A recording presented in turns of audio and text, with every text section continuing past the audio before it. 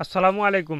২০২২ সালে ডিগ্রি দ্বিতীয় বর্ষ পরীক্ষার্থী বন্ধুগণ, তোমাদের সবাইকে স্বাগতম জানাচ্ছি রুবেল একাডেমি ৩৬০ ইউটিউব চ্যানেলের নতুন একটি ভিডিওতে। তোমাদের সামনে যে বিষয়ের সাজেশান নিয়ে উপস্থিত হয়েছি সেই বিষয়টি হলো মনোবিজ্ঞান তৃতীয় পত্র পরীক্ষা অনুষ্ঠিত হবে ২০২৪-এ। তো এই মনোবিজ্ঞান তৃতীয় পত্রের সাজেশানটি তোমরা কীভাবে সংগ্রহ করে নিতে পারবে সেই বিষয় নিয়ে আলোচনা করবো ইনশাল্লাহ। এই সাজেশানটি তোমরা যদি সংগ্রহ করে কমপ্লিট করতে পারো তাহলে তোমাদের পরীক্ষা ৮০ থেকে ৯০% প্রশ্ন কমন আসবে।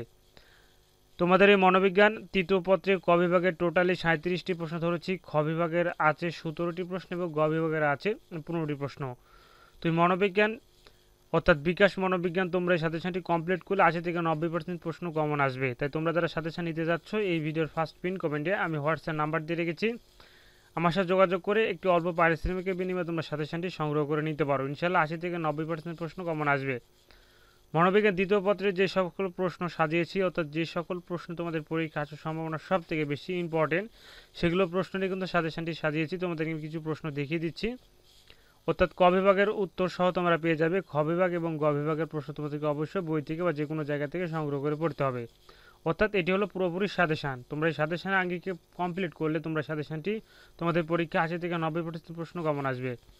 ১ নম্বরে জিন কি, ২ নম্বরে বিকাশ কি, ৩ নম্বরে বিজ্ঞানী ও বিকাশ তত্ত্বের প্রবক্তাকে, ৪ নম্বর দুটি বিকাশমূলক পরিবর্তনের নাম লিখো।